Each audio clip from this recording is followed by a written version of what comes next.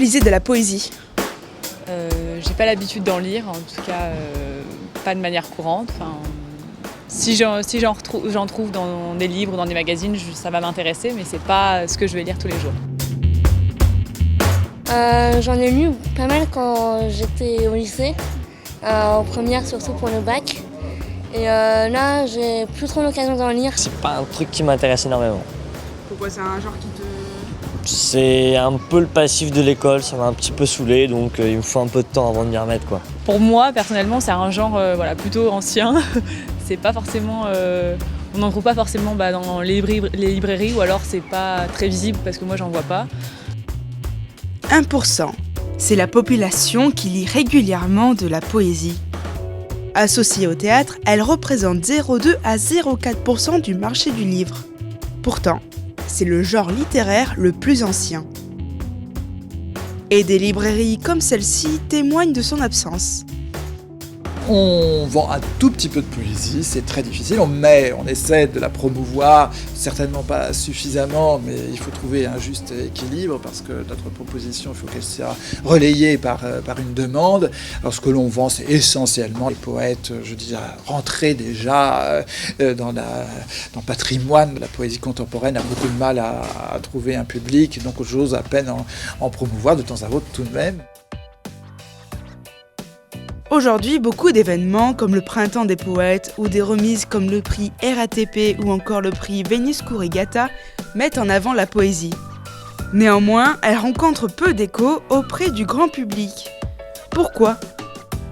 Martin Wable, jeune écrivain et surtout poète, a son idée sur la question. La diffusion y est pour quelque chose. Mais après c'est tout le fonctionnement de la société qui doit être mis en cause. Et c'est pas seulement les libraires, je pense que tout le monde est responsable. Et du coup, pourquoi ? Parce que les livres sont pas achetés. Et donc c'est vrai, s'ils sont pas achetés, qu'ils restent en rayon, c'est dommage. Donc il y a le système effectivement scolaire, un peu éducatif, où parfois, bon c'est comme ça, les enseignants n'ont pas été touchés ou impactés par la poésie, et du coup ils vont pas forcément avoir envie de transmettre une certaine sensibilité. Je dirais que la poésie est bien là, mais que par exemple je crois que c'est le genre le plus écrit, et pourtant c'est aussi le genre le moins lu. Enfin, c'est un peu étrange. C'est vrai que ça réunit beaucoup de paradoxes du coup la poésie. Le marché de la poésie fait partie de ces manifestations qui tentent justement de combattre ce paradoxe. Tous les ans au mois de juin, sur la place Saint-Sulpice à Paris, des éditeurs, des poètes et le public se rencontrent. Le but de cet événement, rendre la poésie accessible à tous. La poésie avait un peu perdu ses vertus d'ouverture vers le plus grand nombre. C'était devenu une poésie un peu élitiste dans les années 70. Je crois qu'avec le marché de la poésie, on a recréé cette ouverture complète. Alors bien entendu, depuis, la poésie a énormément évolué. On est beaucoup plus dans l'oralité que par le passé. Mais c'était en tous les cas lui redonner la place au cœur de la cité. Et puis, il suffit que les gens rentrent dans cette enceinte. Et voilà, ils ont à portée de main des livres, une scène sur laquelle il y a sans arrêt des lectures, des rencontres, des débats. C'est depuis une trentaine d'années que ce genre s'est de plus en plus déployé dans les lectures publiques. Une forme qui s'étend et que la Maison de la Poésie s'est attachée à développer. Consacré à l'origine à la poésie contemporaine, ce lieu de création, de diffusion et de rencontre ouvre ses scènes à toute la littérature. C'est le fruit d'une réflexion. J'ai en effet le sentiment qu'il y a peut-être un problème avec la poésie en France. Il y a des tas de raisons, mais notamment peut-être sa tendance à s'isoler, à se ghettoiser. Et je pense que justement c'est un service à lui rendre que de la remettre dans la vie littéraire.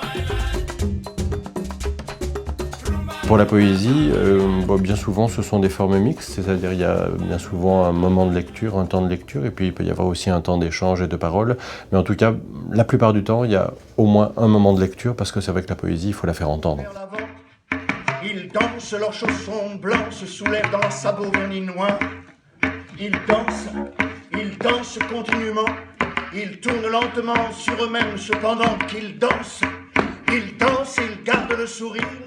C'est peut-être une manière de montrer que la poésie est en pleine mutation, qu'elle va vers la musique notamment, beaucoup, vers l'art contemporain, les arts visuels, etc. Donc la poésie, elle sort du livre. J'arrive pas à écrire, car je pense à 10 textes en même temps. La danse est une vraie... Une très grande disparité, mais aussi une très grande richesse demeure dans la poésie qui se réinvente sans cesse suivant les époques. Aujourd'hui multiforme, il ne suffit plus de la lire dans un recueil de poèmes, mais de l'entendre ou de la voir.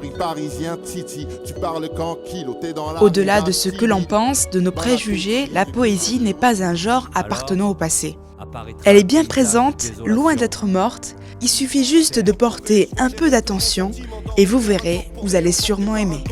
Incarné par ton corps, je pourrais encore pleurer, mais je suis plus qu'un missile téléguidé. Que t'as armé quand t'as décidé de me